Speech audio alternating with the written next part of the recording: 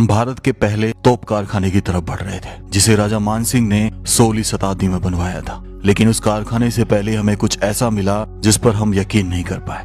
बाएं मुड़े तो हमें दिखाई दी एक विशाल तोप, जो बहुत विशाल थी, जिसका नाम बजरंग बाण था। और वाकई में जैसा नाम था, ऐसा लग रहा था कि ये उससे 10 गुना काम कर सकती है। जब इसे युद्ध में उतारा जाता था तो इसको खींचने के लिए 32 बैल लगाए जाते थे और बुर्ज पर चढ़ाई जाती थी।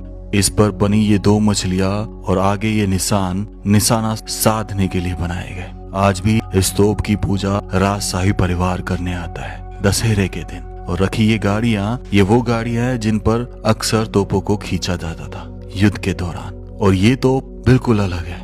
ये तोप एक तरीके से फायर गन थी, सिग्नल देने के लिए। इसमें गोला बारूद भरकर इसे फायर किया जाता था और लोकेशन बताकर अपनी मदद मांगी जाती थी। और ये बॉक्स जिसमें बारूद और गोला रखा रहता था। इस तोप को देखकर मैं हैरान था। इसका टायर हमारी हाइट से बड़ा है। मेरी हाइट 6 फीट है। अब देखो कितनी बड़ी होगी। वाकई में ये अद्वितीय तोप थी। इसको खींचना इतना मुश्किल है तो इसको बनाना कितना मुश्किल रहा होगा। यही जानने के लिए मैं तोप के कारखाने की तरफ बढ़ दिया। चलते चलते तोप के कारखाने के एक हिस्से पे पहुंचा, जिसे खराद परिसर बोला जाता है।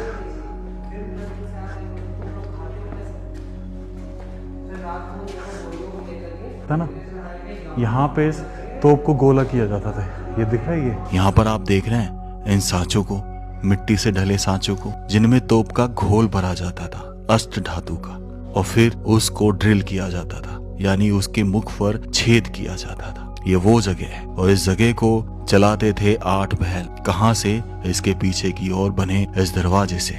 यहाँ पे ये लकड़ियां देख रहे हैं आप, इसे इन्हें सांगड़ी बोला जाता है। और नीचे ये पूरा गोल राउंड, इसके नीचे एक कमरा और बना है जहाँ पर वो 4 बैल घूमा करते थे। तो ये सांगड़ी घूमा करती थी, जिससे वो आगे की ड्रिल मशीन घूमा करती थी। तब जाके उस तोप में छेद होता था। उस समय किसी भी प्रकार की कोई लाइट या बिजली की व्यवस्था नहीं थी। सब कुछ एक तकनीक से होता था।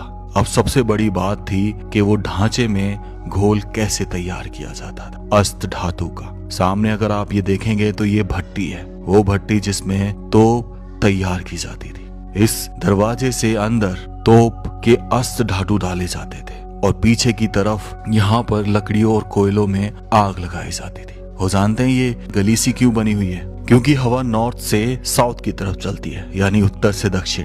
तो ये हिस्सा उत्तर की तरफ बनाया गया ताकि प्राकृतिक हवा का उपयोग किया जा सके। और क्योंकि ये किला ऊंचाई पर था तो हवा यहाँ पर बहुत तेज लगती थी, जिससे अष्ट धातु के लिए तापमान तकरीबन 1100 से 1200 डिग्री सेल्सियस किया जाता था।